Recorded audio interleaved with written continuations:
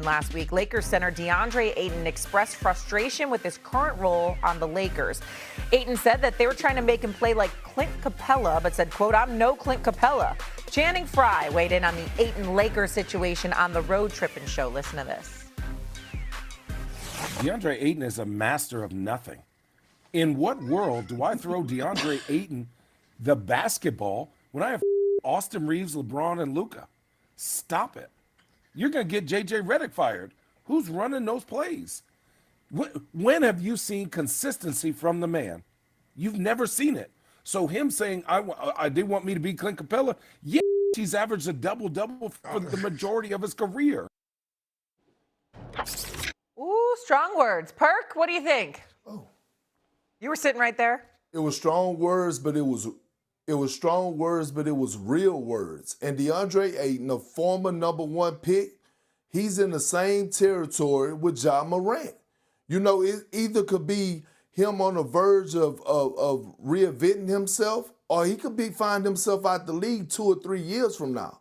Teams are not going to continue to give him chance after chance after chance. And you know what's the most disturbing thing to me? Is that all Deandre Ayton, a guy that is fast, that could get up and down the floor, has great athleticism, could be a lob threat. All he has to do is switch his damn mindset into being a star in his role. He could make another $100+ million in this league. I watch a young player like Jalen Duren, who barely get calls ran for him, not like sets. He doesn't get post-ups. He just get all his buckets off of offensive rebounds, being a pick and roll guy, playing the dunker spot, and he was a first-time All-Star this year, and his career he's gonna have a hell of a career.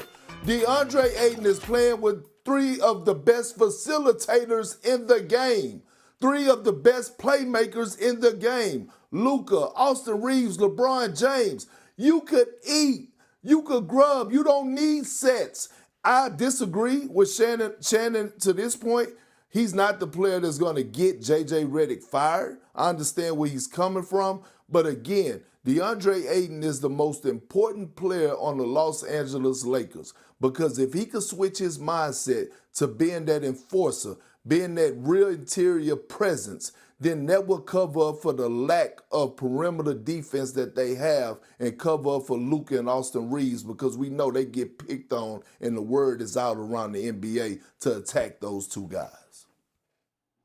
I think Deandre Ayton is, I want to say he's amongst the fewer problems that the Lakers have. The Lakers are a top-heavy team. LeBron, Luka, Austin Reeves are not defensively inclined, and clearly they're going to go in another direction next season as they try to remake this team around Luka Doncic, probably going to get lob threats and defenders around the rim. For Deandre Ayton, he signed a 2-year deal, $16 million. He's got a player option for next year. My question is, if you are disappointed in Deandre Ayton right now, have you not seen how he's played in these other stops? He's been productive. He can play with his back to the basket. He's athletic, although he doesn't jump out the gym, but he's never been a defender. He's never been a guy, like going back to his Phoenix days when he and Monty Williams were getting into it a little bit in the sidelines. When that thing started to implode, sometimes as an organization, you have to make a decision to say, okay, we are accepting this player's past history and knowing what we are getting and hoping for the best, as opposed to, hey, big fella, you're going to change all these years of evidence of being who you are, and then your most vulnerable spot is our most vulnerable spot. As an interior defender, you're vulnerable. As far as our team makeup, interior defense is our worst spot. This just didn't seem like a match made in heaven to begin with. So what are you saying, Vince? You saying that the Lakers should adjust to Deandre Ayton? Is that what you're saying? No, I'm not saying that. No, I'm going back to the summer when they signed him. I'm not saying throw the ball down to him like he's Patrick Ewing. You got LeBron and Luka and Austin Reeves. I am saying the expectation shouldn't have been high to begin with. If you watch the tape over him throughout the course of his career, you shouldn't be surprised that this is playing out the way that it's playing out. Stephen A., go ahead. Well, it's one thing not to be surprised, Vinny, but that don't mean they can't be disappointed. Absolutely. Because if he gives you anything, then you got a decent chance if you're the Los Angeles Lakers, particularly with LeBron, Luka, and AR in the lineup together. You got to remember, I'm looking at this, and this is his numbers. In the month of November, most of which LeBron James was out, Deandre Ayton averaged 16.6 points per game. In December, that number dipped to 12.3 a game. In January, it dipped to 11.9 a game. And in February, into this first week in March, it's at 9.2 points per game. He's regressing. Now, I don't know if I got to remind you of this, Vinny, Big Perk. You know I'm a West Indian man, you know. I know West Indian man. You understand? That's where he's from Nassau, Bahamas. He's from Nassau, Bahamas. You understand? Born in the islands. You understand? The brother, listen, you got a lot of hard-working people, dedicated and stuff like that, but you also have some people that move to the beat of their own drum.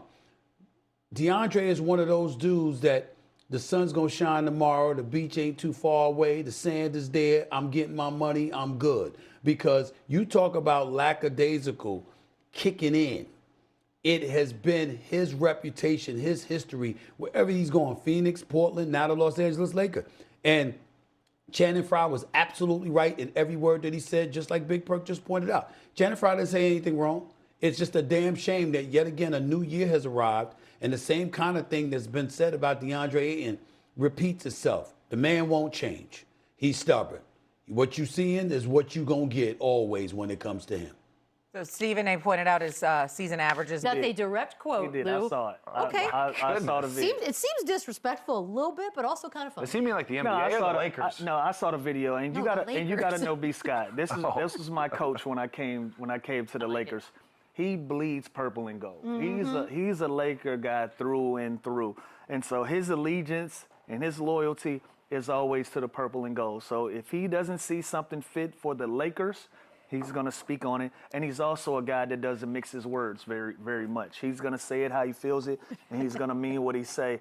And so he's probably just echoing a lot of the sentiments of some of the fan base here in L.A. about LeBron James. And so if you just read this, it reads bad. But on camera when he said it in fun, he said it in jest, but he also meant it. I mean, he put his name on it. I have no issue with it. He also meant it, and he put his name on it, and he stood on it. And so that's how he feels. But again, he's a Laker guy through and through. This is not just a regular former NBA player having an opinion on LeBron James. No, this is a Showtime Laker with an opinion about LeBron James. He's like so Laker that if he had a tattoo of the Lakers incredible. logo, I'd be like, yes. It's incredible. He's a real deal Laker. I don't have a better way to say it. He's a Laker. And when you have that forever. history with one franchise like he did too, you kind of have the right to speak on their behalf and what you see or what you feel. So I have no problem with the I didn't see the video.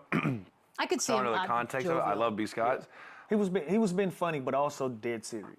Yeah, I like that. Yeah, I actually love that. This one's interesting. So, they lose to Detroit in overtime. They don't